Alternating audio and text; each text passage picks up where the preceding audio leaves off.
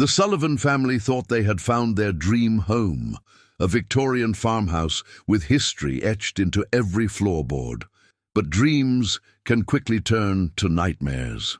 Each night at precisely 3:17 a.m., their golden retriever, Max, would sit beneath the sealed attic window, his mournful howls piercing the darkness.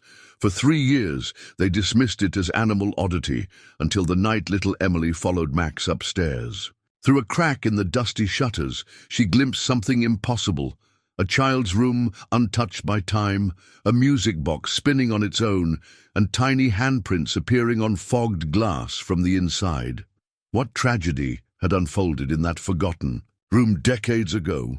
And why was Max the only one who could sense its ghostly occupant? Before we jump back in, tell us where you're tuning in from, and if this story touches you, make sure you're subscribed, because tomorrow I've saved something extra special for you. The moving truck had barely pulled away when 9-year-old Emily Sullivan released Max from his travel crate. The golden retriever bolted across the overgrown lawn, investigating his new territory with enthusiastic sniffs. Emily laughed, her copper ponytail bouncing as she chased after him. "Don't go too far," Sarah Sullivan called from the porch, clipboard in hand as she checked off inventory. At 45, Sarah still possessed the creative energy that had made her a sought-after interior designer in Boston. This remote Victorian farmhouse represented more than a change of scenery. It was her most ambitious restoration project yet. Robert Sullivan emerged from the house, his salt and pepper beard catching the late afternoon light. At 52, the history professor had the thoughtful demeanor of a man who spent more time with ancient texts than people. "What do you think?" he asked, sliding an arm around his wife's waist. Sarah leaned into him, surveying Ravenwood Estate. The 3-story Victorian stood proudly against the autumn sky, its weathered gables and ornate trim hinting at former grandeur. Ivy climbed the eastern wall, and a stone path led to a garden gone wild with neglect. "It's perfect," she whispered. "All that character just waiting to be restored." Alex, their 17-year-old son, trudged up the steps, boxes stacked in his arms. "If by character you mean probably haunted," he muttered, "then yeah, it's bursting with it." Sarah rolled her eyes. "Every creaky floorboard doesn't mean ghosts, Alex. The house has history," Robert said, his professor voice emerging. "Built in 1887 by lumber baron Edward Ravenwood. 3 families have owned it since then. "And we're idiots family number 4, Alex said, disappearing inside with his burden. The real estate agent, Marjorie Winters, a thin woman with calculating eyes, approached with the final paperwork. "Quite a steal, this property," she said, voice crisp as the autumn air. "Been vacant almost a decade." "Why so long?" Robert asked, accepting the folder. Marjorie's smile tightened. "Maintenance issues. These old places, costly to keep up." Her eyes darted to the 3rd floor. "As we discussed, the top floor remains sealed for structural concerns." "Part of the agreement," Sarah nodded. "We understand. No access to the 3rd floor without proper inspection and permits." "Exactly." Marjorie seemed relieved. "Sign here, and Ravenwood is yours." As Robert signed the deed, Emily's excited shout drew their attention. She stood at the far corner of the property, Max beside her, both staring up at the house. "Daddy, there's a window up there that's different," she called, pointing to the 3rd floor. Robert squinted. Unlike the other windows with their elegant arches, one rectangular window tucked under the eaves had been boarded shut, its edges sealed with what appeared to be multiple layers of paint. "Probably just part of the renovation history," Marjorie said quickly. "Nothing to concern yourselves with." Later, as twilight deepened the shadows across Ravenwood, the family explored their new home. The ground floor featured a grand entryway with a sweeping staircase, its banister worn smooth by generations of hands. A formal parlor opened to the right, while a library with built-in bookshelves occupied the left. The dining rooms stained. Glass windows cast jewel-toned patterns across the hardwood floors. Look at this craftsmanship, Sarah marveled, running her fingers along intricate crown molding. You don't see this level of detail anymore. Robert was already examining the library shelves. There's space for my entire collection here. Alex slouched against a doorframe. No cell reception. Awesome. We'll get internet installed tomorrow, Sarah assured him. Consider it a one-day digital detox. As they continued their tour, certain peculiarities became apparent. The kitchen, though updated in the 1970s, had a door that seemed to lead nowhere, just a wall of bricks where another room should be. Several rooms felt noticeably colder than others, particularly the narrow hallway leading to the back staircase. The second floor contained 4 bedrooms and a surprisingly modern bathroom, the result of the previous owner's partial renovation.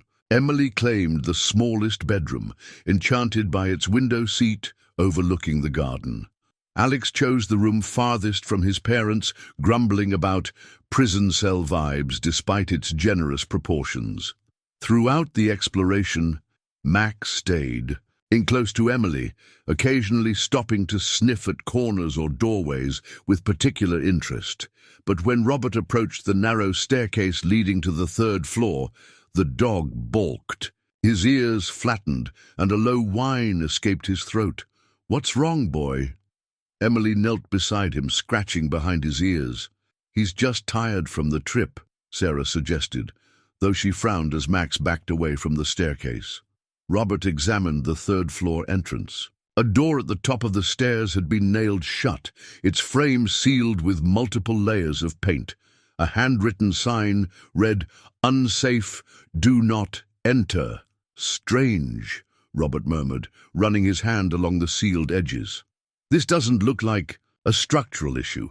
It's more like someone wanted to make absolutely sure no one went up there." "The paperwork mentioned it clearly," Sarah reminded him. "3rd floor off limits due to structural concerns." Still, Robert's historian instincts were piqued. "Seems extreme to nail it shut and paint over the seams." Alex peered over his father's shoulder. "Told you! Haunted!"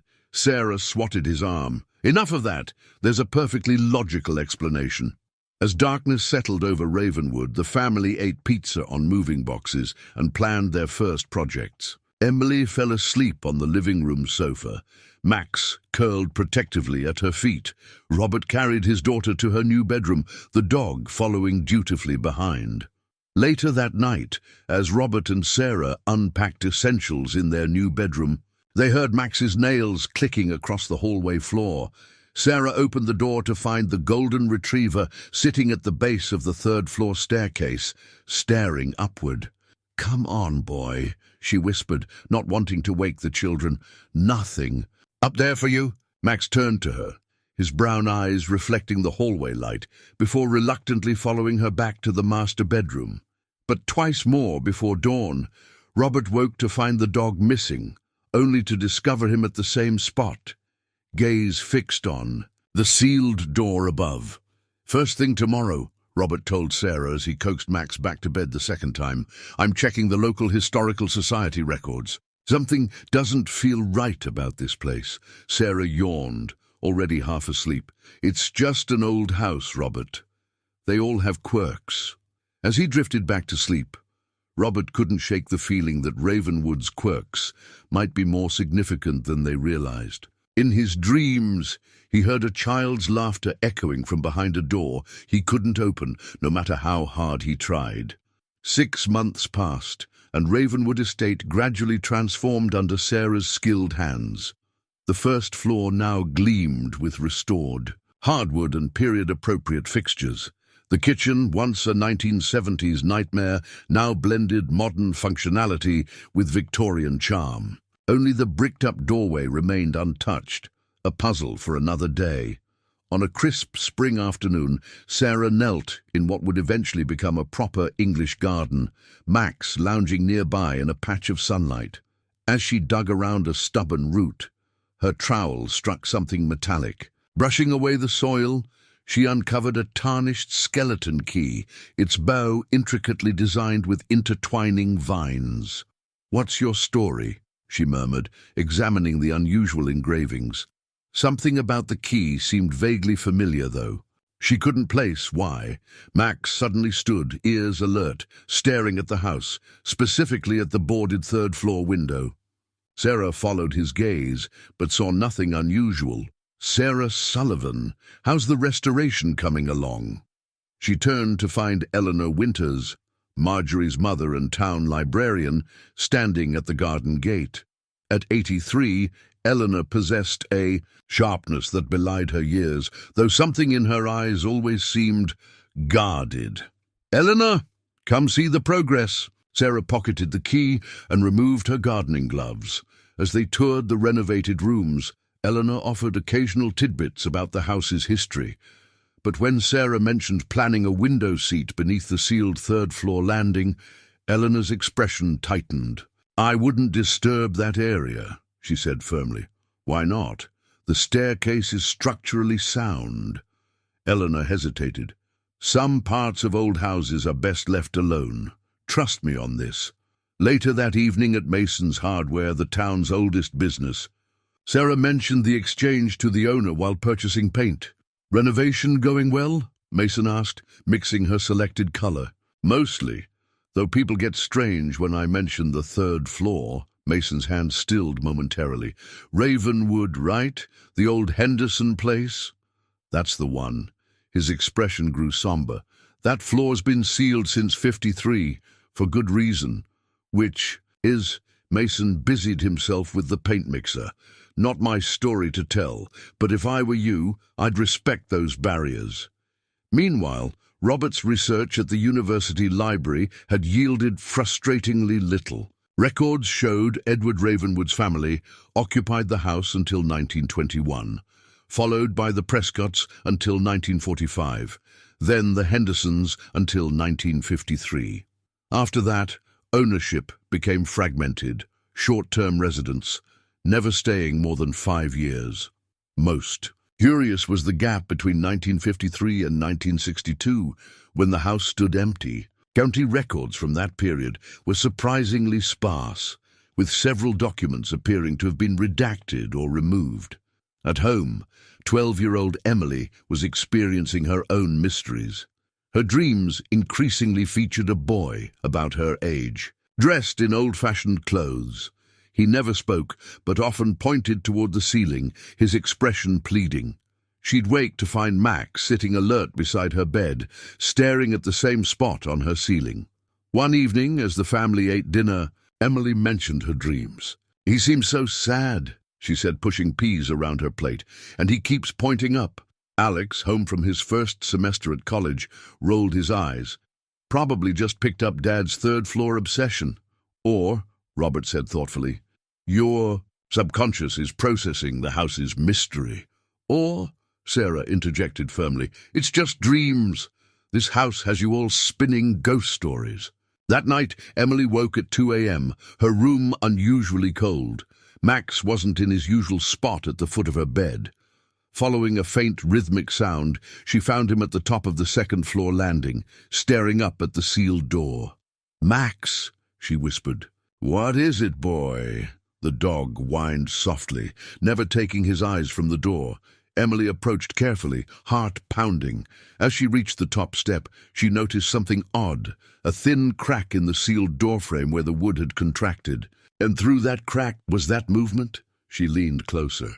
Through the narrow opening, Emily glimpsed what appeared to be a perfectly preserved child's bedroom, a small wooden train set, wallpaper with sailing ships, and most disturbing of all, a music box on a dresser, slowly turning, though no one was there to wind it. A cold breath of air escaped through the crack, carrying the faint melody. Max's whining grew more insistent. "Emily, what are you doing up?" She jumped at her father's voice, nearly losing her balance on the step. "Dad! I saw something. Up there!" She pointed to the crack. Robert climbed the stairs, peering where she indicated. "I don't see anything, honey, just the sealed door." But there was a room, with toys and a music box. Robert frowned, placing a gentle hand on her shoulder. "It's dark, and you were half asleep. Let's get you back to bed." As he tucked her in, Robert noticed something on Emily's windowsill that sent a chill down his spine. A small handprint in the condensation, too small to be Emily's, and pressed from the outside of the second-story window. "Did you touch the window tonight?" he asked carefully. Emily shook her head, already drifting back to sleep. "No, maybe it was the boy from my dream." Robert stared at the handprint, rational explanations failing him. Outside, an owl called once, the sound echoing across the silent grounds of Ravenwood Estate. 3 years passed, and the Sullivans settled into a comfortable rhythm at Ravenwood. Sarah's renovations had transformed the once-neglected Victorian into a showpiece featured in regional home magazines. Robert had been promoted to department chair at the university. Alex was finishing his senior year of college, and Emily, now 12, had blossomed into a thoughtful, if somewhat solitary, young girl. They had grown accustomed to Max's occasional oddities, his vigilant monitoring of certain areas of the house, his reluctance to enter specific rooms. These quirks had become part of Ravenwood's character, like the persistent cold spot at the base of the third-floor stairs, or the faint smell of lilacs that sometimes wafted through the upstairs hallway, even in winter. But on a moonless night in late October, everything changed. Emily woke suddenly, her bedroom bathed in pre-dawn darkness. Max wasn't at the foot of her bed where he usually slept. The absence of his warm weight was what had awakened her. Sitting up, she listened for any sound that might reveal his location. A soft whimpering echoed from the hallway. "Max?" she whispered, sliding out of bed. Following the sound, Emily found him sitting at the top of the second-floor landing, staring up at the sealed third-floor entrance. This wasn't unusual. He'd taken this position countless times over the years, but tonight seemed different. Max's body was rigid, his attention fixed with an intensity she hadn't seen before. The hall clock showed 3:16 a.m. "Come on, boy," Emily whispered, tugging gently at his collar. "Let's go back to bed." Max refused to budge. As the clock ticked to 3:17, he raised his head and began to howl, a mournful, piercing sound that echoed through the sleeping house. Emily stumbled backward, startled by the sudden noise. Doors flew open, lights snapped on. Robert and Sarah emerged from the master bedroom, Alex from his room at the end of the hall. "What on earth?" Sarah pressed her hands over her ears. "Max!" Robert commanded. "Quiet!" But the golden retriever continued his eerie cry, unresponsive to his name or commands. Alex reached them, hair disheveled from sleep. "What's wrong with him?" "I don't know," Emily said, her voice trembling. "He was just sitting here, and then, at precisely 3:18, Max stopped mid-howl. The silence felt almost as shocking as the noise had been. He lowered his head, gave a soft whine, and trotted back to Emily's room as if nothing had happened. "Well, that was bizarre," Alex muttered. "Maybe he heard an animal outside," Sarah suggested, though her voice lacked conviction. Robert said nothing, his gaze lingering on the sealed door. The following night, at exactly 3:17 a.m., it happened again. Max took up the same position and howled for precisely 1 minute before returning to normal. On the third night, Robert was waiting, video camera in hand. The footage showed nothing unusual, just Max howling at a sealed door. "This isn't normal," Sarah finally admitted after the 5th consecutive night. Dark circles had formed under her eyes from interrupted sleep. "We should take him to the vet." The veterinarian found nothing physically wrong with Max. "Animals can be sensitive to things we can't perceive," she offered. "Changes in air pressure, ultrasonic sounds, even electromagnetic fields." "For 1 minute at the exact same time every night," Robert pressed. The vet shrugged. "Animals can develop time-specific behaviors based on past experiences. Has anything significant happened at that time?" They couldn't think of anything. A week into Max's nightly ritual, Robert hired Frank Miller, a local handyman recommended for his knowledge of historical properties, to examine the sealed third-floor entrance. Just want to rule out any structural issues that might be causing sounds Max is responding to, Robert explained. Pipes knocking, boards settling, that sort of thing. Frank examined the doorway carefully, his weathered face revealing nothing. Finally, he stepped back, wiping his hands on his overalls. Structures sound as $1, he said. Door was sealed professionally, multiple layers of sealant under that paint. He hesitated, but it wasn't done for structural reasons. What do you mean? Frank glanced around as if ensuring they were alone. After the incident, folks wanted it closed up proper. What incident? Robert asked. The handyman's eyes darted to the sealed door, then back. Not my place to say. Town history, that. But if your dog's carrying on at that specific time... He trailed off, then gathered his tools. Just be careful, Professor. Some doors stay closed for good reasons. That night, as 3:17 approached, the entire family gathered on the second-floor landing. Max took his position and, right on schedule, began his mournful howl.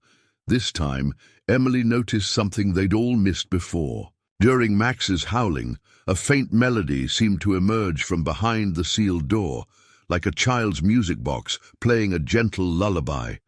And when she placed her hand on the wall beside the door, it felt ice-cold. "Do you hear that?" she whispered. But her words were drowned by Max's howling.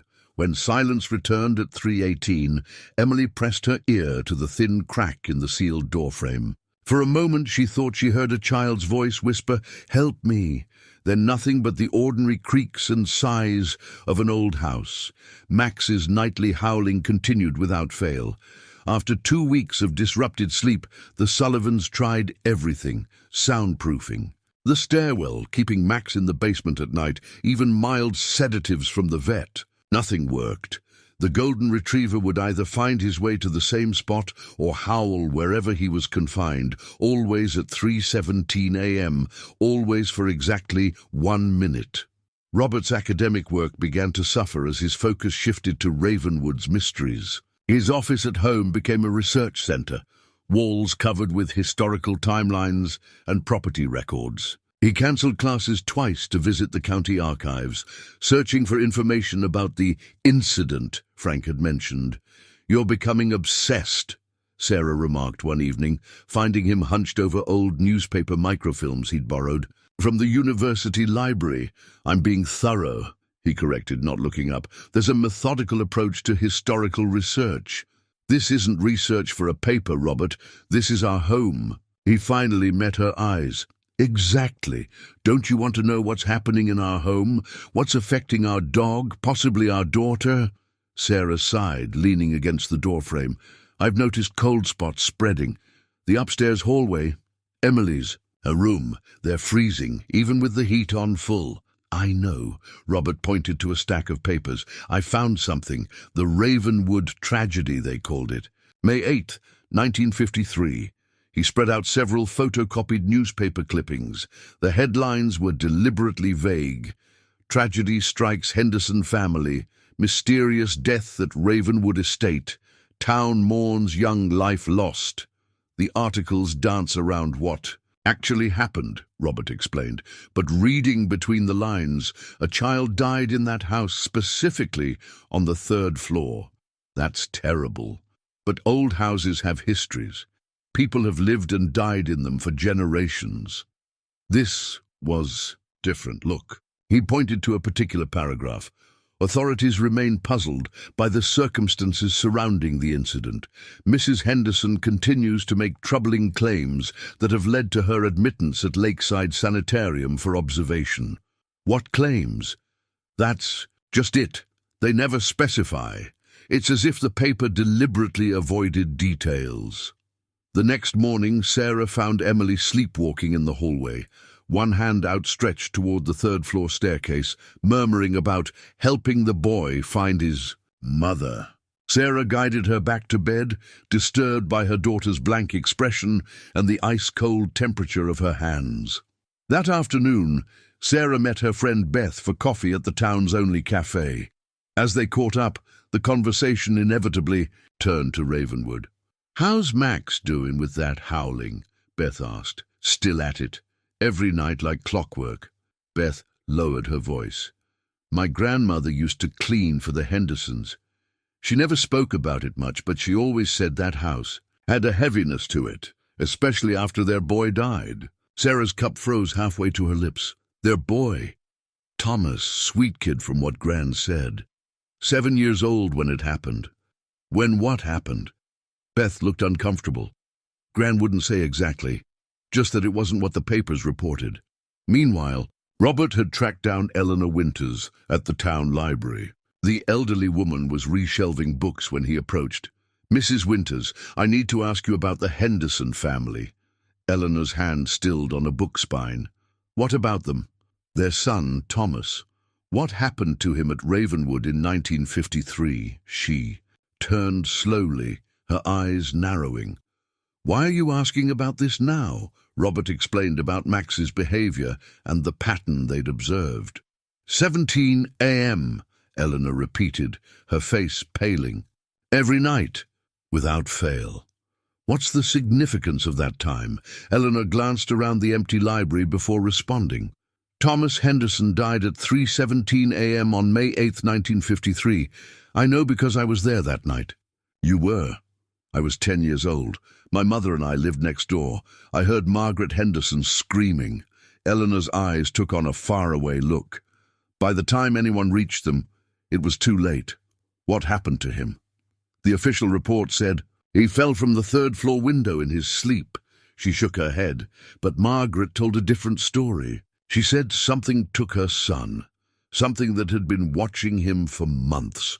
What do you mean, something? Margaret spoke of a presence in the house that only Thomas could see at first, an entity that would whisper to him at night. She thought it was an imaginary friend until... Eleanor's voice faltered. Until? Until she started seeing it too, a tall shadow that stood in the corners of rooms. She said it wanted Thomas. Eleanor clutched Robert's arm suddenly. Your daughter, how old is she? 12. Relief softened her features. That's good. Thomas was 7. They always target children around 7. They? Who are they? But Eleanor had said too much already. She released his arm and turned back to her books. I've told you more than I should. If you're wise, Professor Sullivan, you'll sell that house and leave while you still can. That evening, as the family gathered for dinner, an unusual chill permeated the dining room despite the fireplace roaring nearby. Halfway through the meal, every light in the house flickered simultaneously. Max, who had been dozing under the table, suddenly raised his head and growled at the empty doorway. Robert couldn't shake Eleanor's warnings. The following morning, he drove to her small cottage on the outskirts of town, determined to learn more. I'm not leaving until you tell me everything, he insisted when she tried to turn him away. My family lives in that house. Eleanor's shoulders sagged. She led him to a cluttered sitting room where photographs spanning decades lined the walls. She pointed to a black-and-white image of 2 children, a girl with braids and a smaller boy with a gentle smile. That's me and Thomas, she said softly. He was my cousin, not just a neighbor. My mother's sister was Margaret Henderson. Robert studied the photograph. You were close, like siblings. I spent more time at Ravenwood than my own home. Eleanor sank into an armchair. After what happened, no one in the family would speak of it. My parents forbade me from mentioning Thomas or Aunt Margaret. What about his father? Uncle James took his own life 6 months later. Her voice was matter-of-fact, worn smooth by decades of grief. He couldn't bear the whispers, the accusations. Accusations? Some believed he was responsible for Thomas's death, that the fall wasn't accidental. Others thought Margaret had done something to the boy during one of her episodes. Eleanor's fingers twisted in her lap. But I was there in the weeks before. I saw things. What kinds of things? Thomas's toys would move on their own. Doors would open and close.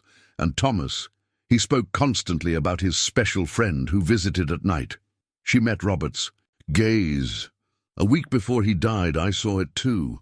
A tall shadow standing beside his bed while he slept. When I screamed, it vanished. Back at Ravenwood, Sarah was tidying the living room fireplace when she noticed something in the ashes, a corner of paper that hadn't fully burned. Carefully extracting it, she found it was part of a child's journal. The singed page contained childish handwriting, April 12th, 1953. My special friend came again last night. He stood by my window for a long time. Mom doesn't believe me, but he's real. He says he's been waiting for a friend like me for a long time. The rest was burned away. Sarah's hands trembled as she set the fragment on the coffee table.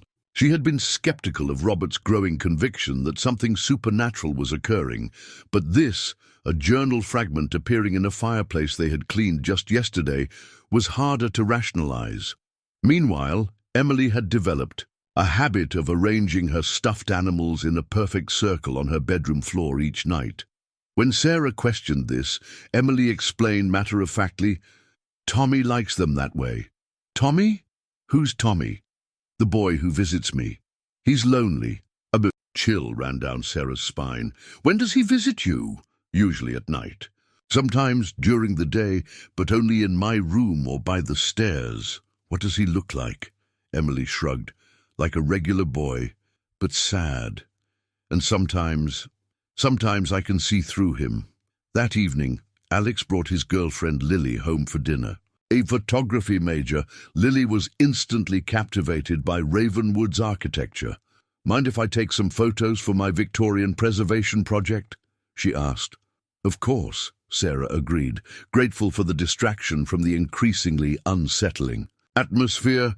As Lily moved through the house with her camera, she paused at the second-floor landing.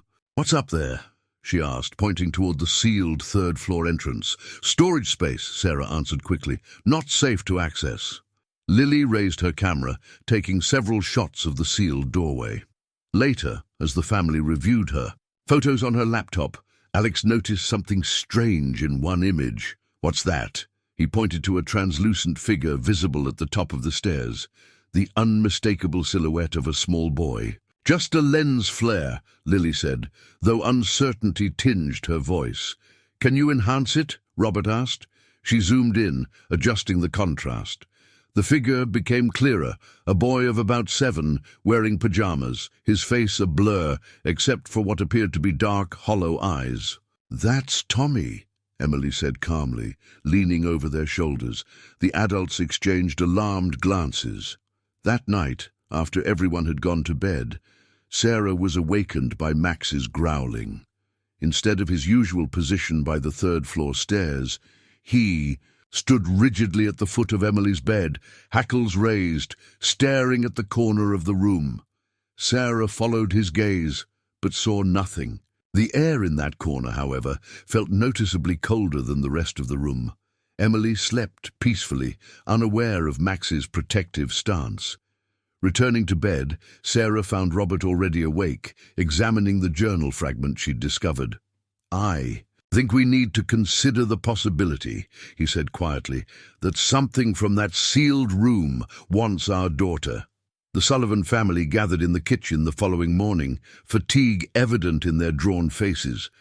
No one had slept well. After viewing Lily's disturbing photographs, "We need to discuss our options," Robert began, placing his coffee mug on the table with deliberate care. "Options?" Sarah echoed. "You mean whether to continue living in a house with a—" She hesitated, unable to say the word. "A ghost," Emily supplied matter-of-factly. "Tommy's not scary, Mom. He's just sad." "Emily, honey," Sarah chose her words carefully. "We don't know what Tommy is or what he wants." "He told me what happened to him," Emily said. "He fell from his window. But he says that's not the whole truth." Robert and Sarah exchanged concerned glances. "What does he mean by that?" Robert asked gently. Emily shrugged. "He tries to tell me, but it's like he can't say certain things. He gets all flickery and disappears when he tries." Alex, who had remained unusually quiet, finally spoke. "Look, I was the first to joke about this place being haunted, but this is beyond creepy. Maybe we should stay somewhere else for a while." "And go where?" Sarah asked. "This is our home. We've put 3 years of—" Work into it. What about Emily's safety? Robert countered. Eleanor said these entities target children around 7. Emily's 12, but she's still a child. Tommy wouldn't hurt me, Emily insisted. He's trying to warn us about the other one.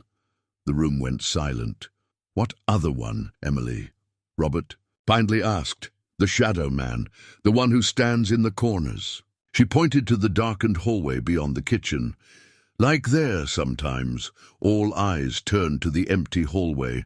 I think, Robert said slowly, we need to know exactly what happened to Thomas Henderson. That afternoon, Robert returned to Eleanor's cottage with the journal fragment. The elderly woman's hands trembled as she recognized the handwriting. Where did you find this? She whispered. In our fireplace. It appeared out of nowhere. Eleanor closed her eyes briefly. Thomas kept journals. His therapist suggested it might help with his delusions. Her bitter tone made the quotation marks audible. After he died, Aunt Margaret burned them all, said they were tainted. What did she mean by that? Eleanor hesitated. Margaret believed something was influencing Thomas through those journals, that his special friend would write back to him sometimes in a different handwriting. Did you ever see this different handwriting? Once? Eleanor shuddered. It wasn't childish at all. It was old, formal, and the things it said, what things? Promises. That Thomas would never be alone again, that they would be together forever, and instructions to unlock doors at night, to keep their friendship a secret. She met Robert's gaze. The night Thomas died, Margaret found him sleepwalking toward the window. She tried to stop him, but she said it was like something was pulling him. When she grabbed him, she felt a cold force push her away. Thomas fell. Her voice broke. The official report said accident. The unofficial town gossip suggested Margaret had a psychotic break. But those of us who'd been in that house in the weeks before, we knew something else was there. Meanwhile, Sarah searched the basement for any clues about the house's past. In a cobwebbed corner, she discovered a collection of old vinyl records. Most were standard big band recordings of the era, but one unmarked record caught her attention. Upstairs, she carefully placed it on the vintage record player they'd restored. Static crackled, then a haunting melody emerged. A simple, melancholy lullaby played on what sounded like a music box. Sarah froze, recognizing the tune they'd heard faintly. During Max's howling episodes, as the melody continued, the temperature in the living room plummeted. Max, who had been dozing nearby, suddenly raised his head, ears alert. A low growl rumbled in his throat as he stared at a dark corner of the room. Sarah felt it then, a presence, watching. The record began to skip, the melody distorting into something discordant. The lights flickered, and for a split second, Sarah thought she saw a tall, thin shadow detach itself from the corner and move across the wall. She yanked the needle off the record. Instantly, the room temperature normalized, and Max relaxed. With shaking hands, Sarah called Eleanor Winters. I found a record with a lullaby, she explained. When I played it— Stop, Eleanor interrupted, her voice sharp with fear. Don't play it again. That lullaby was Thomas's favorite. His music box played the same tune. What does it mean? It means, Eleanor said gravely, that you've gotten its attention. That evening, as the family ate dinner in tense silence, Emily suddenly looked up at the ceiling, as if following the movement of something only she could see. He's getting stronger, she whispered. Tommy says we need to help him soon, or it will be too late. Lily returned to Ravenwood the next day, her photography equipment more sophisticated than before. As a paranormal photography enthusiast, she'd borrowed specialized gear from her professor, full-spectrum cameras, EMF detectors, and thermal imaging devices. I'm not saying I believe in ghosts, she told the Sullivans, though her actions suggested otherwise. But these tools might help document what's happening. Alex helped her set up equipment throughout the house, focusing on the second-floor landing and Emily's bedroom. Sarah watched with a mixture of hope and skepticism.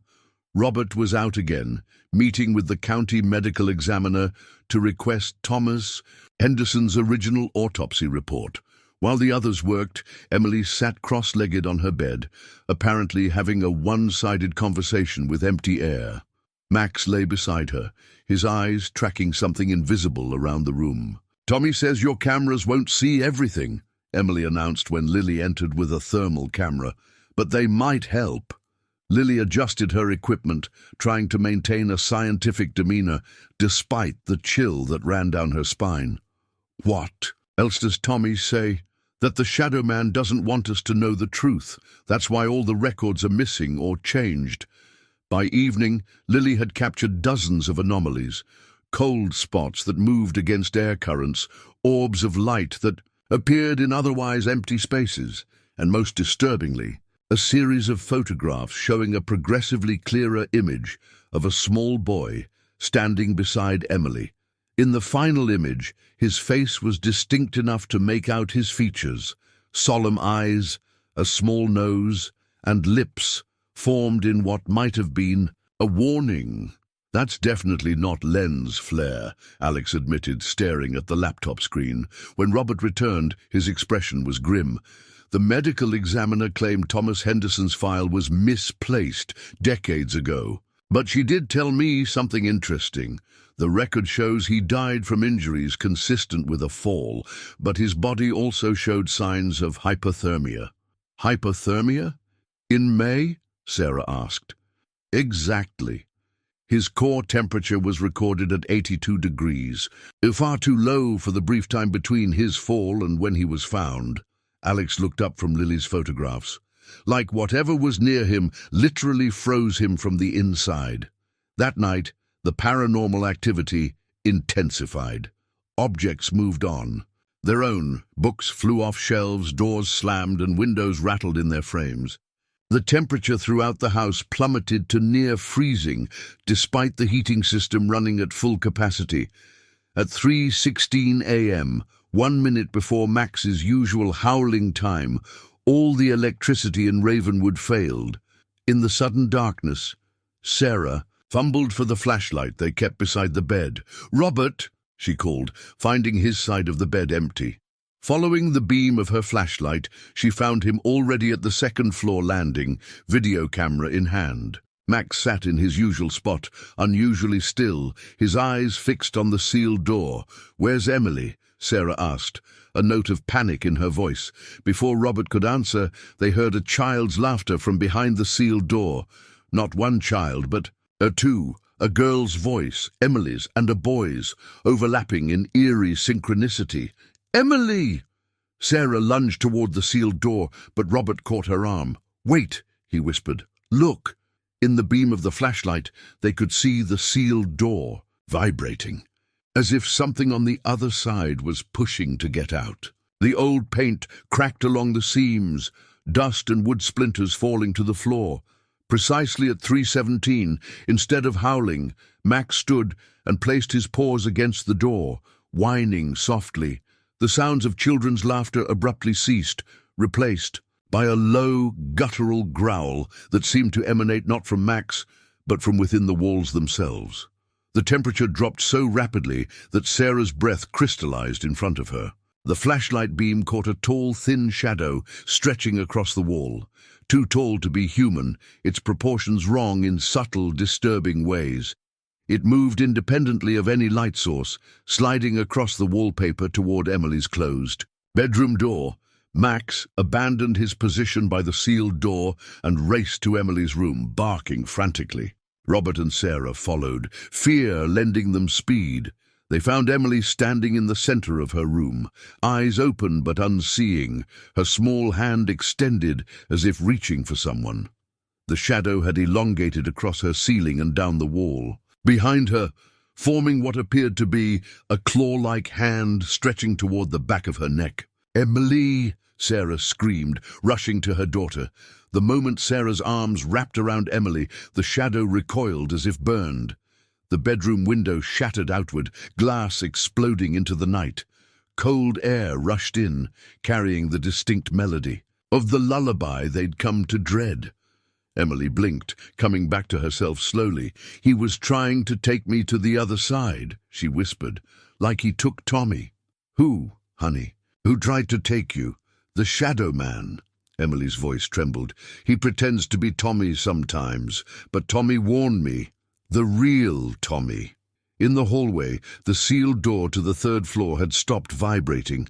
A single child's handprint was now visible in the dust on its surface, too small to be Emily's. Dawn found the Sullivan family huddled in the living room, windows and doors secured with makeshift barriers. None had slept after the night's terrifying events. Emily sat wrapped in a blanket, Max's protective form never leaving her side. The golden retriever's behavior had shifted. Rather than fixating on the third floor, he now remained vigilantly close to Emily, growling at shadows and empty corners. "We're leaving today," Sarah declared, her voice leaving no room for argument. "Hotel, rental, friend's house, I don't care.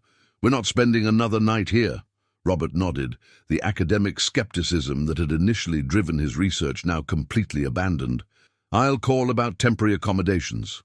But as he reached for his phone, a firm knock at the front door startled them all. Through the window, they could see Eleanor Winters on the porch, her aged face drawn with urgency.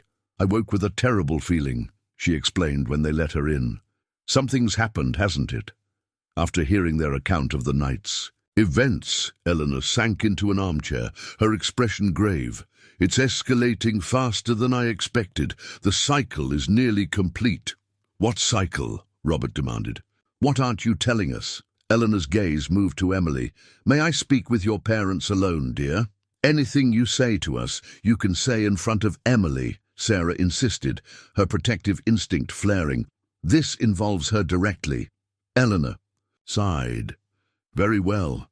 The truth is, Thomas wasn't the first child to die mysteriously in this house. Every 70 years, almost to the day, a child connected to Ravenwood becomes a target."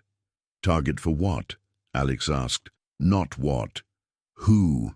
Eleanor reached into her handbag and withdrew a weathered pocket watch. This belonged to Thomas's father. It stopped the moment Thomas died, 3:17 a.m. She opened the watch to reveal its frozen hands, then turned it over. Engraved on the back was a name: Nathaniel Ravenwood, 1883. Edward Ravenwood, who built this house, had a younger brother named Nathaniel.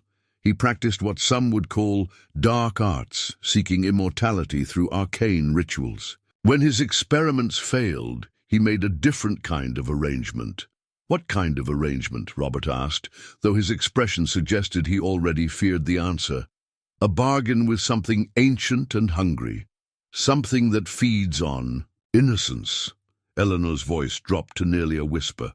The arrangement was simple. Every 70 years, it would claim a child from the bloodline or from whoever occupied Ravenwood.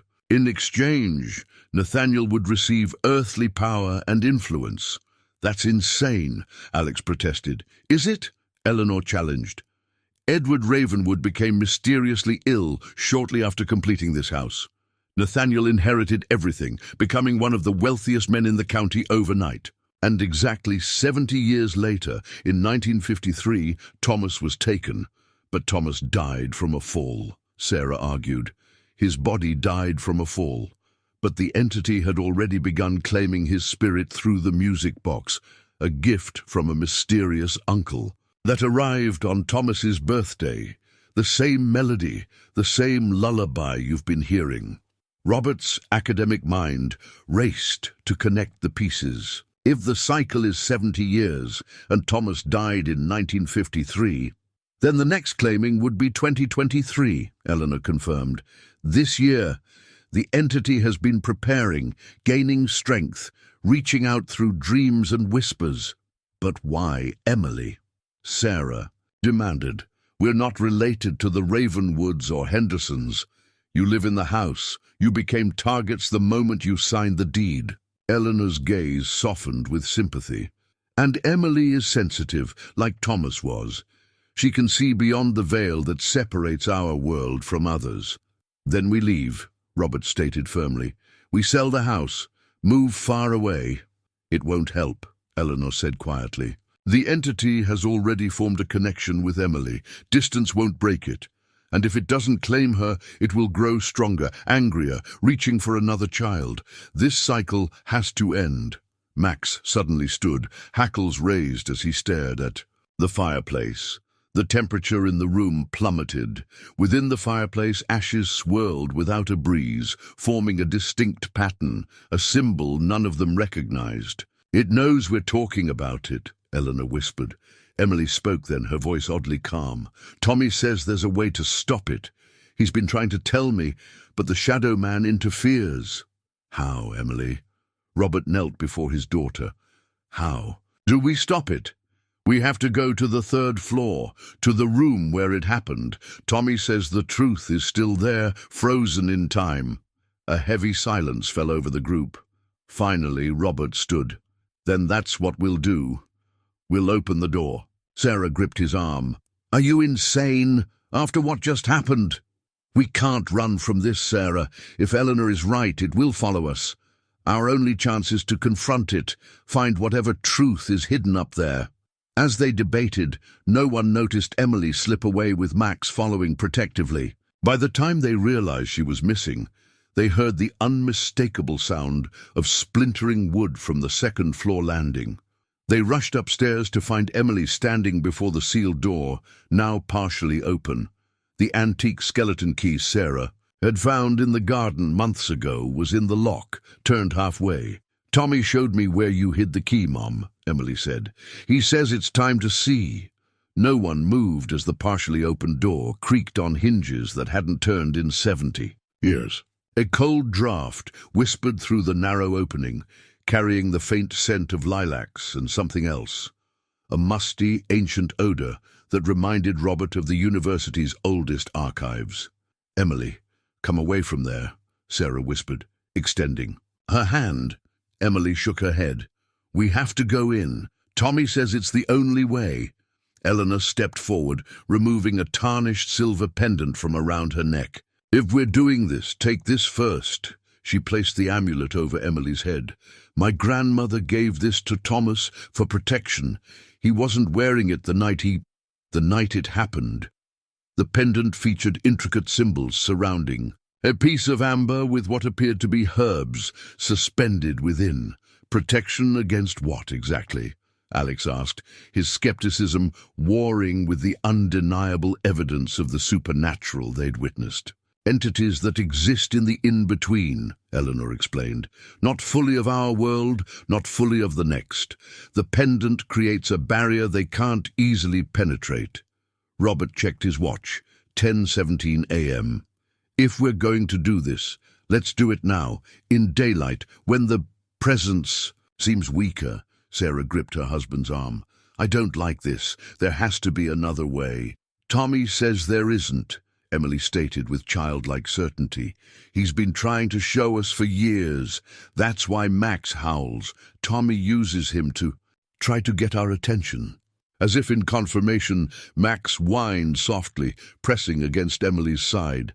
"I'm coming with you," Eleanor announced, her elderly frame straightening with resolve.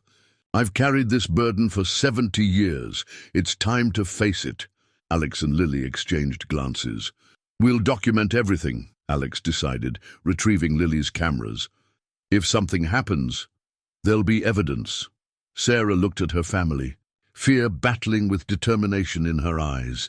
Finally, she nodded. "Together, then." Robert stepped forward and pushed the door fully open. The hinges shrieked in protest, dust cascading from the frame. The narrow staircase beyond was dark, despite the morning light streaming through the house. It seemed to absorb illumination rather than reflect it. Using flashlights and phone lights, they ascended slowly. The temperature dropped with each step, their breath soon visible in the beam of the lights. The wooden steps creaked beneath their weight, but held firm. At the top, another door awaited them, this one unlocked but closed. Emily reached for the tarnished brass handle without hesitation. "Wait," Robert cautioned, placing his hand over his daughter's. "Let me go first." He turned the handle and pushed. The door swung open soundlessly, revealing what appeared to be a perfectly preserved child's bedroom from the 1950s. What struck them first was the impossible contradiction. The room showed no signs of the 70 years that had passed. No dust uncovered the surfaces. The blue sailboat wallpaper remained vibrant, unfaded by time. A model airplane hung from the ceiling on thin wires, gently turning, as if recently disturbed. "This isn't possible," Robert whispered, scientific mind reeling. "Time stands still here," Eleanor murmured, "just like it did that night." The room was unnaturally cold, their breath forming thick clouds in the air. A child's bed with rumpled covers stood against one wall. Toys were scattered across the floor, tin soldiers, wooden blocks, miniature cars, as if their owner had just stepped away momentarily. Most disturbing was the window opposite the door. Unlike the boarded exterior they'd seen from outside, from within the room, the window appeared intact but open, a gentle breeze stirring the checkered curtains despite the boarding they knew existed on the exterior. In the corner stood a wooden cradle, rocking gently without any visible cause. "Thomas never had a cradle," Eleanor said, her voice tight with confusion. "He was 7 when he died." Emily walked to the center of the room, seemingly drawn to a music box atop the dresser. The ornate wooden box featured hand-painted scenes of forests and mountains. Without touching it, the lid slowly opened, and the haunting lullaby they'd come to dread filled the room.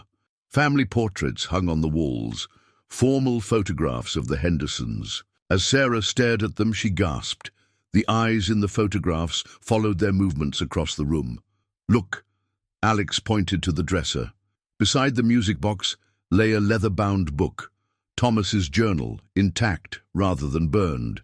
Next to it sat an antique pocket watch, identical to the one Eleanor had shown them downstairs, its hands frozen at 3:17. This room, Robert realized, it's not just preserved, it's caught between moments, between life and death. Emily knelt and picked up a teddy bear from the floor, its fur worn thin from years of love. "This is what Tommy wanted us to find. This is his special bear." The moment her fingers touched the toy, the temperature plummeted further. Frost began forming on the windows and walls. The music box's melody distorted, notes stretching and warping unnaturally. "We need to leave," Eleanor urged, suddenly fearful. "Now!" But as they turned toward the door, it slammed shut with devastating force. The music box's melody stopped abruptly, leaving them in profound silence, broken only by their panicked breathing. In the corner farthest from the window, shadows deepened and gathered, forming a tall humanoid shape with impossibly long limbs. 2 pinpoints of cold light appeared where eyes should be.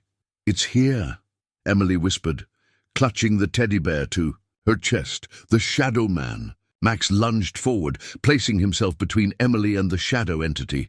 His growl reverberated through the frozen room, breath crystallizing in the air. The shadow figure seemed to hesitate, those pinpoints of cold light shifting from Emily onto the protective dog. "Don't look directly at it," Eleanor whispered urgently. "That's how it establishes connection." Robert positioned himself beside Max, shielding both Emily and Sarah. "What do we do now?" he asked, voice steady despite his terror. "The journal," Emily said suddenly. "Tommy says we need to read his journal." Alex, closest to the dresser, reached for the leather-bound book. The shadow elongated, stretching impossibly across the ceiling toward him. Lily raised her camera instinctively, the flash firing. The shadow recoiled momentarily, those cold light points dimming. "Light hurts it," Lily realized, continuing to take photos in rapid succession, each flash causing the entity to withdraw slightly. Alex grabbed the journal and retreated to the group huddled near the door. As they watched, frost patterns spread across the walls, forming intricate symbols similar to those on Eleanor's pendant. "These are binding sigils," Eleanor whispered, recognition dawning in her eyes. "Containment symbols. They're throughout the house. I always thought they were decorative moldings." "Containing what?" Sarah asked, though she feared she knew the answer. Not what, who. Eleanor pointed to the shadow. Nathaniel Ravenwood, or what's left of him. Alex flipped through the journal, flashlight illuminating the childish handwriting. Most of this is normal kid stuff, but look at these pages. He indicated several entries where the handwriting shifted dramatically, becoming spidery and antiquated. Robert read aloud, "Young Thomas proves a worthy vessel, more receptive than the others. His innocence is particularly potent. The transition at the appointed hour shall be most successful, 70 years of waiting, nearly complete." He looked up, horrified. These aren't just journal entries, they're communications. The shadow man was writing to Thomas through his journal, Emily said, still clutching the teddy bear. Tommy says it's how he was groomed. Eleanor nodded grimly. Nathaniel found a way to persist after death, but not fully. He exists in this in-between state, needing a child's life force to fully manifest every 70 years. If Thomas died in 1953, Sarah reasoned, why didn't Nathaniel get what he wanted then? Because Margaret interrupted the ritual, Eleanor realized. She found Thomas at the window before the entity could fully claim him. Thomas died from the fall, but his spirit wasn't completely consumed. The shadow figure grew more distinct. As they spoke, those pinprick eyes brightening with malevolent awareness. The temperature continued to drop until ice crystals formed in the air around them. "We need a plan," Robert said through chattering teeth. "We can't stay here, and we can't leave Emily vulnerable." Eleanor reached into her pocket and withdrew. A folded paper yellowed with age. "My grandmother was a practitioner of protective folk magic. After Thomas died, she created this ritual to banish the entity, but no one would help her perform it. The town was too afraid, too willing to bury the truth." She unfolded the paper to reveal handwritten instructions in faded ink. "It requires 4 participants positioned at compass points around the property, each holding something that belonged to the entity's intended victim. Thomas's possessions," Alex understood. "Like this journal. And his teddy bear," Emily added. "The pocket watch," Sarah said. "And the music box," Robert concluded. "The ritual must be completed before 3:17 a.m., Eleanor explained. "The moment when the veil between worlds is thinnest in this house. The moment when Thomas died." Sarah checked her phone. "It's already past noon. That gives us less than 15 hours to prepare." The shadow figure suddenly surged forward, stretching across the ceiling toward Emily. Max barked furiously, and the protection amulet around Emily's neck glowed with a soft amber light. The shadow recoiled again, but not before a tendril of darkness brushed against Emily's cheek, leaving a frost burn in its wake. Emily cried out in pain, dropping the teddy bear. The moment the toy hit the floor, the door behind them unlocked with an audible click. Alex wrenched it open, and they rushed through, Robert carrying Emily. As the last of them crossed the threshold, the door slammed shut on its own. They hurried downstairs, not stopping until they reached the kitchen. Sarah immediately applied first aid to Emily's frost-burned cheek, while Robert examined Eleanor's ritual instructions. "This is complex," he admitted. "I don't recognize half these symbols." "I do," Eleanor said. "They've been carved into the foundation stones of this house since it was built. Nathaniel created a cage for himself, believing he could control what he summoned." "Clearly that worked out well," Alex muttered. Emily, recovering from the shock of her injury, spoke up. "Tommy's still up there. I can feel him. He's trying to help us." "The bear," Lily realized. "We left it behind." "We'll need it for the ritual," Eleanor confirmed. "Someone has to go back." "I will," Robert volunteered. "Not alone," Sarah insisted. As they debated their next move, a scraping sound came from the hallway. They turned to see Max dragging something across the floor with his teeth. Thomas's teddy bear, somehow retrieved from the third-floor room. "Good boy," Emily whispered, kneeling to take the toy from him. As she touched it, her eyes widened.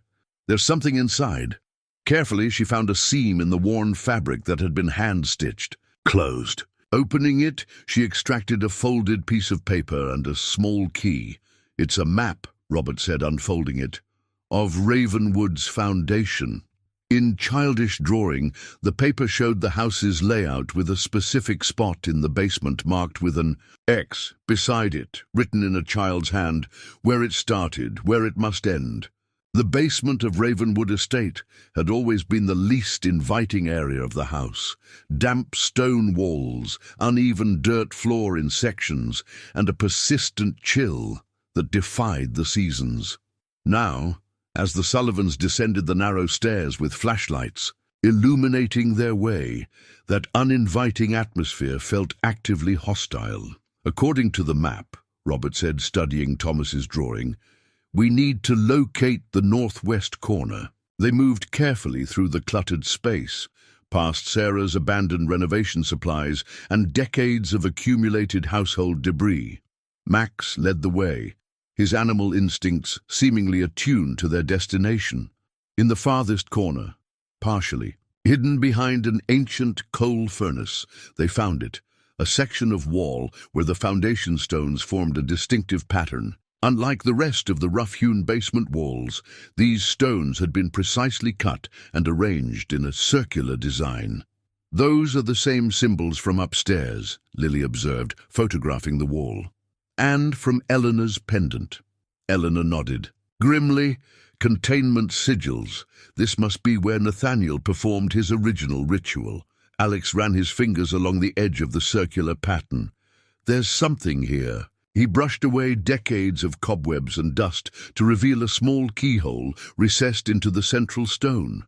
Emily stepped forward, the small key from the teddy bear clutched in her hand. "This is what Tommy wanted us to find." Before anyone could stop her, she inserted the key into the lock. It turned with surprising ease, as if the mechanism had been recently oiled rather than untouched for over a century. A soft click echoed through the basement, and the central stone swung inward like a tiny door. Within the hidden compartment lay a small leather-bound book, its cover unmarked, except for the initials N.R. burned into the spine. Nathaniel Ravenwood's. "A journal," Eleanor whispered. Robert carefully removed the book and opened it. The pages were filled with cramped, spidery handwriting, the same style they'd seen interspersed in Thomas's journal upstairs. Diagrams, symbols, and mathematical calculations crowded the margins. "This is his grimoire," Robert said, academic instincts recognizing the format. "A record of his rituals and communion with whatever entity he contacted."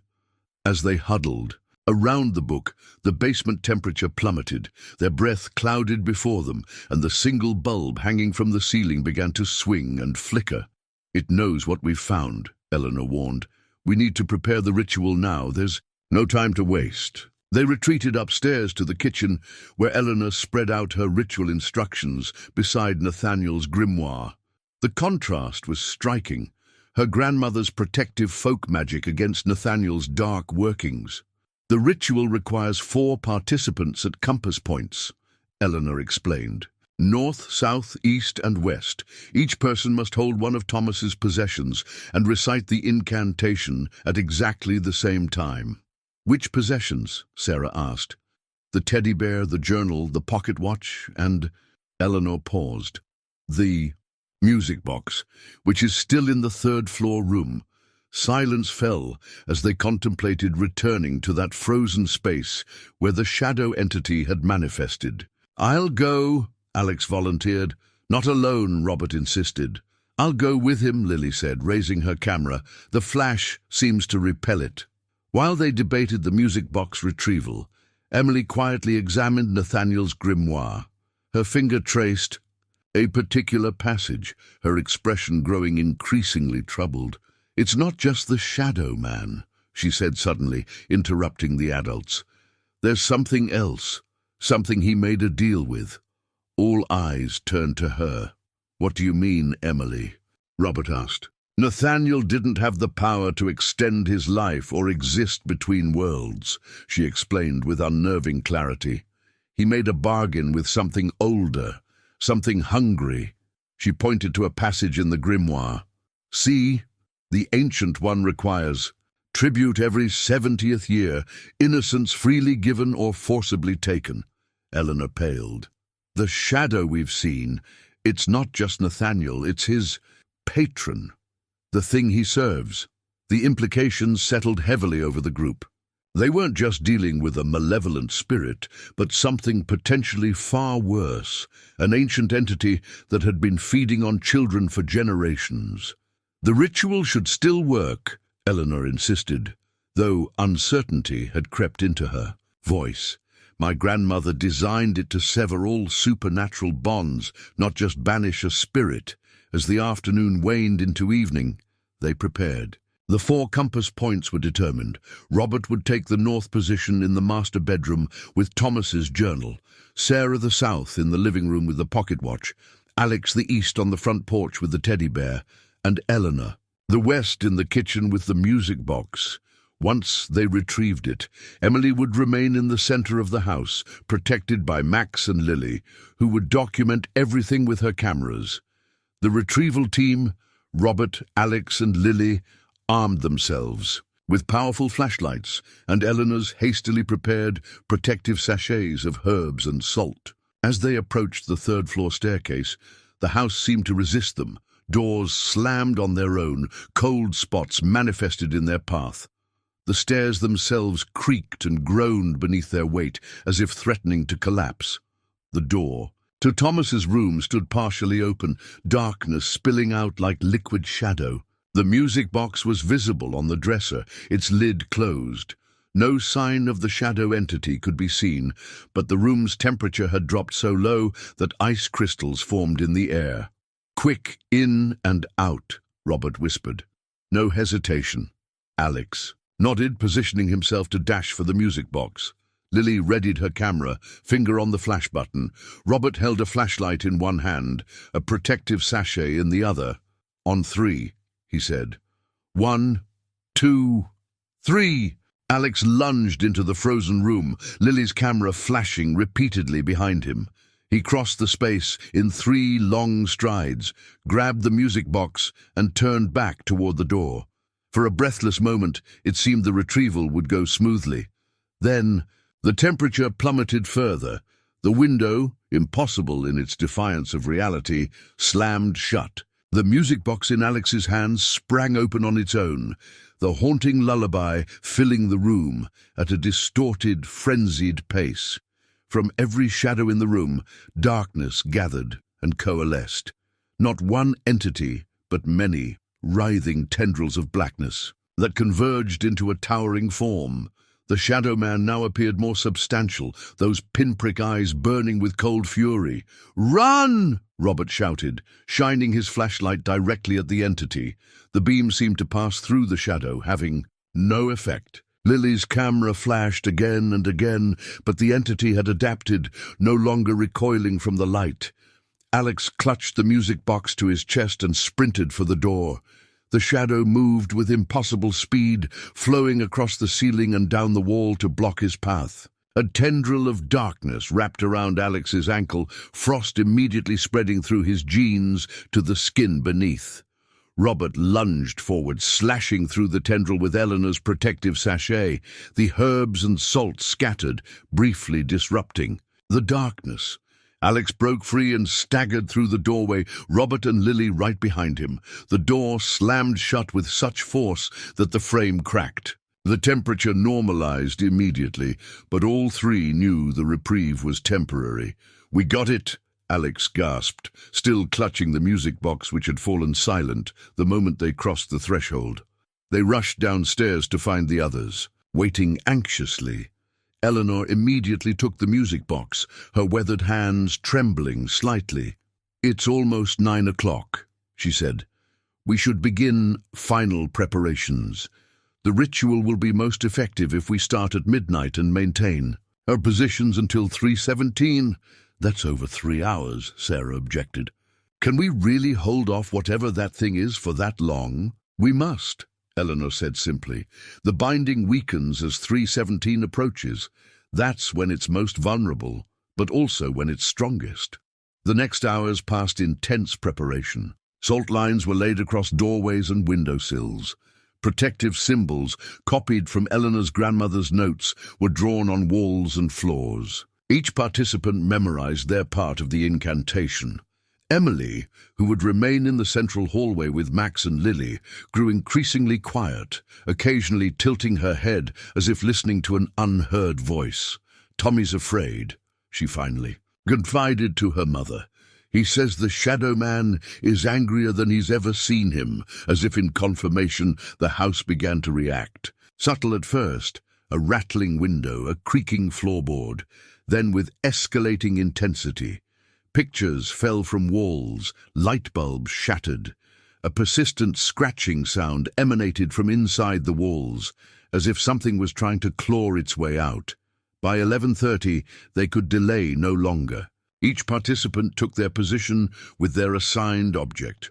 Robert in the master bedroom to the north with Thomas's journal, Sarah in the living room to the south with the pocket watch, Alex on the front porch to the east with the teddy bear, and Eleanor in the kitchen to the west with the music box.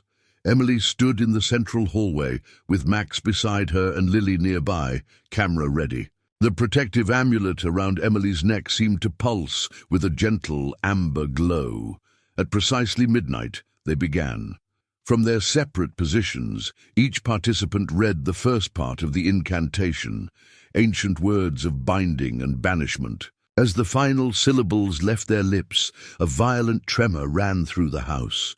The temperature throughout Ravenwood plummeted, frost spreading across windows and walls.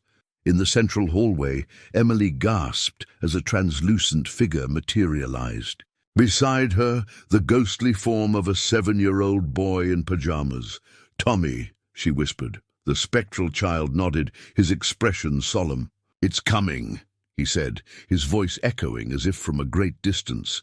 "The Shadow Man knows what you're trying to do." Throughout the house, lights flickered and died, plunging Ravenwood into darkness, broken only by the flashlights and candles they had strategically placed. Wind howled through the house, despite all windows being closed and sealed. In the northern bedroom, Robert continued reading from the ritual, Thomas's journal open before him. Suddenly, the pages began to turn on their own, flipping rapidly until they settled on an entry. The childish handwriting morphed before his eyes, transforming into the spidery script they now recognized as Nathaniel's. New words appeared on the page. "The child is mine." In the southern living room, Sarah clutched the pocket watch, reciting her part of the ritual. The watch grew increasingly cold in her palm until it burned like dry ice against her skin. She refused to release it, even as frost spread up her fingers. On the eastern porch, Alex held the teddy bear as freezing wind battered the house. The stuffed toy began to vibrate in his grasp, its glass eyes reflecting a red glow that hadn't been there before. In the western kitchen, Eleanor placed the music box on the table before her, continuing her part of the incantation. The box's lid suddenly sprang open, the lullaby playing at a distorted, nightmarish tempo. The elderly woman's voice never faltered, despite the shadows around her growing deeper, stretching toward her from every corner. In the central hallway, Emily watched as the ghostly form of Thomas Henderson flickered and grew more distinct. "He's using all his strength to help," she told Lily. "But the Shadow Man is stronger than Tommy thought," Max growled, hackles raised, as darkness began to pool in the center of the hallway ceiling. It spread outward like spilled ink, forming the distinctive shape they had come to dread, the Shadow Man, now larger and more defined than ever before. The entity stretched down from the ceiling, those cold, pinprick eyes fixed on Emily. Thomas's ghost positioned himself between them, his small, spectral form a fragile barrier against the encroaching darkness. "Now, Emily!" Thomas's ghost cried. "The key!" Emily's hand flew to her pocket, extracting the small skeleton key that had opened the compartment in the basement. Understanding blossomed in her eyes as she looked from the key to Thomas's ghostly form to the shadow entity descending from the Ceiling. "The music box," she whispered. "It's the anchor." Without hesitation, Emily darted toward the kitchen, Max close on her heels. The shadow entity roared, a sound like winter wind through dead trees, and stretched after her, abandoning its human-like shape to become a writhing mass of darkness. "Keep going!" Thomas's ghost cried, his small form interposing itself between Emily and the pursuing shadows. "I'll hold it back." In the kitchen, Eleanor continued her recitation despite the music box's increasingly frantic melody. When Emily burst in, the elderly woman didn't break rhythm. "The key," Emily gasped, holding it out. "Tommy says it's the anchor, the connection point." Understanding dawned in Eleanor's eyes. She nodded toward the music box while continuing the ritual words. Emily approached the antique box cautiously. Now that she was close, she could see what they'd all missed before, a tiny keyhole on the underside of the box, hidden in the ornate carvings. The shadow entity howled from the hallway, a sound of primal rage that shook the foundations of the house. Max positioned himself in the doorway, his loyal heart showing no fear as he faced the darkness. With trembling fingers, Emily inserted the key into the music box's hidden lock. It turned with a soft click that somehow cut through all other sounds. The lullaby stopped abruptly, the delicate mechanism within the box finally stilling. For a breathless moment, nothing happened. Then a blinding light erupted from the music box, so intense that Emily had to shield her eyes. The box itself began to smolder, wisps of smoke rising from its ornate surface. Throughout Ravenwood, the other ritual participants felt a surge of energy. The journal in Robert's hands grew warm, its pages glowing with the same light. The pocket watch in Sarah's palm vibrated, its frozen hands suddenly spinning forward. The teddy bear in Alex's grasp shuddered as if something was being pulled from its stuffing. In the hallway, Thomas's ghost grew more distinct, more present, as the shadow entity began to fracture and dissolve. Those cold pinprick eyes widened in what could only be described as fear. "Keep going," Thomas cried, his voice stronger now. "It's working!" The music box in the kitchen began to disintegrate, decades-old wood crumbling to ash. As it collapsed, a thin wisp of darkness emerged, different from the shadow entity, smaller and human-shaped. "Uncle Nathaniel," Eleanor whispered, recognition in her eyes. The wisp writhed as if in agony, trying to escape the pull of the ritual. But as the 4 participants completed another cycle of the incantation, the spectral form of Nathaniel Ravenwood was drawn inexorably toward the larger shadow entity. "No!" the wisp shrieked, a voice like rustling parchment. "Our bargain stands! I've served faithfully!" The shadow entity showed no mercy to its servant. As Nathaniel's essence touched the larger darkness, it was absorbed, consumed. The entity grew more substantial for a moment, those pinprick eyes flaring with malevolent triumph. But the triumph was short-lived. As the ritual continued, and 317 approached, the binding sigils throughout the house began to glow with an internal light. The walls themselves seemed to pulse with energy as centuries-old protections activated. The shadow entity thrashed and struggled, stretching its darkness to every corner of the house in a desperate attempt to find escape. But Ravenwood had become a trap, the ritual sealing every possible exit. In the central hallway, Thomas's ghost approached the writhing mass of shadow. "You took my life," he said, voice clear and unafraid. "You won't take hers." He reached out with a small spectral hand and touched the heart of the darkness. Light spread from the point of contact, fracturing the shadow from within. At precisely 3:17 a.m., all 4 participants spoke the final words of the ritual in perfect unison. The teddy bear, journal, and pocket watch crumbled to dust simultaneously. Throughout Ravenwood, every clock chimed the hour in impossible synchronicity. The shadow entity convulsed one final time before imploding with a soundless flash that momentarily blinded everyone in the house. When vision returned, the oppressive darkness was gone. The temperature began to normalize, frost receding from windows and walls. In the hallway, Thomas's ghost remained, though his form was fading rapidly. "Tommy!" Emily called, rushing to him. The spectral boy smiled, peace replacing the solemn worry that had marked his features. "It's over," he said softly. "The shadow man is gone, really gone."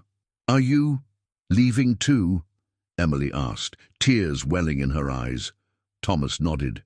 "I can go now. I've been here so long waiting. Thank you for helping me. Will we see you again?" "No," he said gently, "but it's okay. I'm not scared anymore." His form grew increasingly transparent.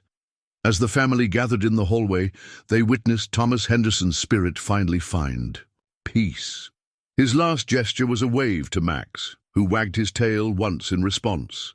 Then he was gone. In the days that followed, Ravenwood felt different, lighter somehow, as if a great weight had been lifted. The cold spots disappeared. The sealed third-floor room, when they cautiously reopened it, was just an ordinary, dusty attic space. No preserved bedroom, no toys, no open window defying reality. And Max, faithful Max, no longer howled at 3:17 a.m. Instead, he slept peacefully at the foot of Emily's bed, occasionally opening one eye to check the now ordinary shadows of a home finally at rest.